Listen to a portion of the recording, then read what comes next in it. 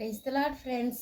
இன்றைக்கி நம்ம நிறையா பேர் நினச்சிட்ருப்போம், ஐயோ எனக்கு சப்போர்ட்டுக்கு யாருமே இல்லை, நான் தனித்து விடப்பட்டிருக்கேன், பரதேசியாக இருக்கிறேன், இந்த ஜனங்கள் எல்லாருக்கும் முன்னால் நான் அந்நியனாக இருக்கிறேன் அப்படின்னு சொல்லிட்டு நம்மளை குறித்தே நம்ம நிறைய காரியங்களை அப்படி யோசிச்சுட்ருக்கலாம் ஃப்ரெண்ட்ஸ். ஆனால் காடோட பார்வையில் நம்ம எப்படி இருக்கிறோன்னு பார்த்தீங்கன்னா, எபேசியர் 2வது அதிகாரம் 19வது வசனம், ஆகையால் நீங்கள் இனி அந்நியரும் பரதேசிகளுமாயிராமல் பரிசுத்தவான்களோட ஒரே நகரத்தாரும் தேவனுடைய வீட்டாருமாயிருந்து.